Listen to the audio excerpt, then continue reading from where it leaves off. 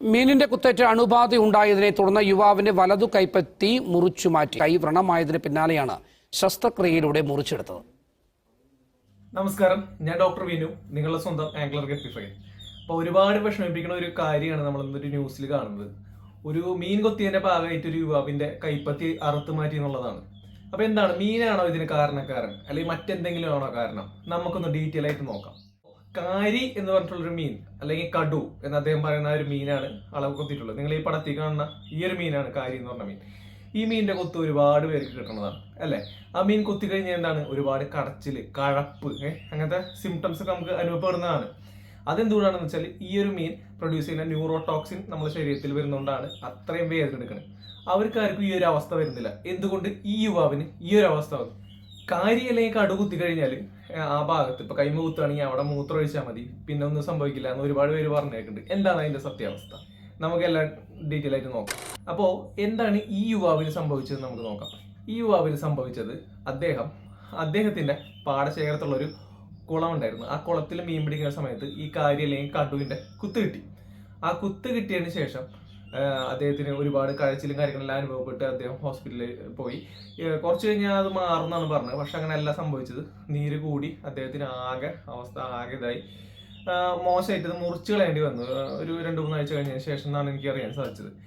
അപ്പോൾ ഇദ്ദേഹത്തിന് സംഭവിച്ചിട്ടുള്ളത് ഗ്യാസ് ഗാംഗ്രൈൻ എന്ന് പറഞ്ഞൊരു കണ്ടീഷനാണ് അദ്ദേഹത്തിന് വന്നിട്ടുള്ളത്. അപ്പോൾ അത് കോസ് ചെയ്യുന്ന ഓർഗാനിസം ആണ് ക്ലോസ്ട്രീഡിയം പെർഫൻജസ്. ഞാൻ അതിന്റെ ഫോട്ടോ ഇൻസൈഡിൽ കണ്ടോ, ഇതാണ് ആ ഒരു ഓർഗാനിസം എന്ന് പറയുന്നത്. അപ്പോൾ ഈ ഒരു ഓർഗാനിസം സാധാരണയായിട്ട് അത് എന്താ പറയാ, ഫുഡ് പോയിസൺ ഒക്കെ ഉണ്ടാക്കുന്ന അതേ ഓർഗാനിസം തന്നെയാണ്. ഒരു ഗ്രാം പോസിറ്റീവ് ബാക്ടീരിയ ആണ്. അപ്പൊ ഈ ഓർഗാനിസം ശരീരത്തിൽ കടന്നതിന് ശേഷം എന്താണ് അത് ഉണ്ടാക്കുന്നത്? അത് ഒരുപാട് നെക്രോസിസ് എന്ന് പറയുന്ന സംഭവം ഉണ്ടാക്കും. അതായത് നെക്രോട്ടിക് മയോസൈറ്റിസ്, അതായത് നമ്മുടെ മസിൽസിനെ, കോശങ്ങളൊക്കെ കാർന്ന് തിന്നുന്ന ഒരു സംഭവമാണ് അത് ഉണ്ടാക്കുന്നത്. അങ്ങനെ ആ ഭാഗം നമുക്ക് മുറിച്ച് മാറ്റേണ്ടി തന്നെ വരും, അല്ലെങ്കിൽ അത് ശരിയാകെ പടരുന്നതുകൊണ്ട് ആ ഒരു പോർഷൻ മുറിച്ച് കളയേണ്ടി വരും. അതാണ് ഇവിടെ സംഭവിച്ചത്. അപ്പൊ ശരിക്കും പറഞ്ഞാൽ കടുകുത്തിയതല്ല യഥാർത്ഥ കാരണം. കടുകുത്തിയിട്ടുണ്ടായ ആ ഒരു ഡീപ്പ് വൂണ്ടിൽ കൂടെ ഈ ഒരു ഓർഗാനിസം, മണ്ണില് ചെടിയിലൊക്കെ കാണുന്ന ഒരു ഓർഗാനിസം ആണിത്. ഈ ഓർഗാനിസം ആ വൂണ്ടിൽ കൂടെ കയറുകയും അങ്ങനെ അത് അദ്ദേഹത്തെ ബാധിക്കുകയാണ് ചെയ്തത്. അപ്പോൾ ഡയറക്റ്റ് കോസേറ്റീവ് ഇവിടെ കടുവല്ല, ഈ ഒരു ഓർഗാനിസമാണ്. അതാണ് ആദ്യം മനസ്സിലാക്കേണ്ടത്. ഈ ഒരു ബാക്ടീരിയ ശരീരത്തിൽ എൻ്റർ ചെയ്ത് കഴിഞ്ഞാലുണ്ടല്ലോ, അതിന്റെ ഈ ഗ്യാസ് ഗാംഗ്രീന്റെ സിംറ്റംസ് എന്ന് വെച്ച് കഴിഞ്ഞാൽ അവിടെ ഭയങ്കര അതിവേദന, അതുപോലെ ചിലപ്പോൾ പനി വരാം, അവിടെ ഒരു നംനെസ്, മരവിപ്പ് പോലെയൊക്കെ വരാം, പിന്നെ ഒരു ഗ്യാസ് ഫോർമേഷൻ പോലെ വരും. അതായത് ഞാൻ ഈ ഫോട്ടോയിൽ കാണിക്കുന്ന മാതിരി ഒരു ഗ്യാസ് ബബിൾസ് മാതിരി ഇങ്ങനെ ഫോം ചെയ്യും. അത് സ്കിൻ്റെ അടിയിൽ ഇങ്ങനെ വന്ന് നിൽക്കും. വളരെ ഒരു ബുദ്ധിമുട്ടുണ്ടാക്കുന്ന ഒരു രോഗാവസ്ഥയാണിത്. വേറെ പ്രശ്നം വെച്ച് കഴിഞ്ഞാൽ ഈ ഒരു ഓർഗാനിസം ഉണ്ടല്ലോ, അത് സ്പോർസ് ഉണ്ടാക്കും അതിന് ചുറ്റും. അപ്പൊ അത് ഭയങ്കര ടഫായിട്ടുള്ള സ്പോറാണ്. അപ്പൊ അത് റെസിസ്റ്റന്റ് ആണ്. കുറെ നാളത് ആ ഒരു പ്രതലത്തിൽ വീണ സ്ഥലത്ത് അത് കെടുക്കും. ആ ഒരു സോയിലിൽ അത് ഉണ്ടാവും എന്നുള്ളതാണ് പ്രശ്നം. അപ്പൊ എന്താണ് നമുക്കിവിടെ ചെയ്യാൻ സാധിക്കുക? പരമാവധി ഈ ചെളിയിലും ഒക്കെ നടക്കുന്ന സമയത്ത് ഇങ്ങനെ ഡീപ്പ് വൂണ്ടുകൾ, മുറിവുള്ള ഒരു ചെളിയിലും കാര്യങ്ങളിലൊക്കെ ഇറങ്ങാതിരിക്കുക. അല്ലെങ്കിൽ പ്രിവെൻഷൻ എന്നുള്ള രീതിയിൽ ആ മീൻ പിടിക്കാനോ കാര്യങ്ങളൊക്കെ ഇറങ്ങുന്നവർ ശ്രദ്ധിക്കണം. എന്തെങ്കിലും ഗ്ലൗസോ കാര്യങ്ങളോ ഹാർഡായിട്ടുള്ള ബൂട്ടോ എന്തെങ്കിലുമൊക്കെ ഇട്ട് വേണം ചെളിയിൽ ഇറങ്ങാനായിട്ട്. നമുക്ക് പറയാൻ പറ്റില്ല. ആ ലക്ഷ്യത്തിൽ ഒരാൾ നമ്മളായി പോയി കഴിഞ്ഞാൽ തീർന്നില്ലേ.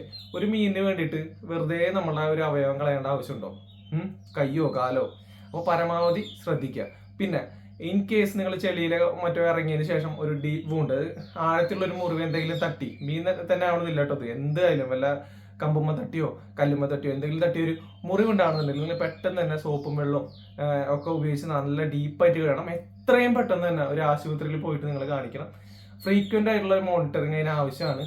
ഫ്രീക്വന്റ് വിസിറ്റുകൾ വേണം. അത് നിങ്ങൾ യാതൊരു മടിയും കാണിക്കരുത്. ഈ അവസ്ഥ നിങ്ങൾ കണ്ടാണ്. അപ്പൊ ജസ്റ്റ് ഒരു മുറിവല്ലേ, കുഴപ്പമില്ലാന്ന് വിചാരിച്ചു കഴിഞ്ഞ് കഴിഞ്ഞാൽ ഇതായിരിക്കും നിങ്ങളുടെ അവസ്ഥ. അപ്പൊ അത് പ്രത്യേകം ശ്രദ്ധിക്കണം. ആർക്കും ഒരു അവസ്ഥ വരരുത്.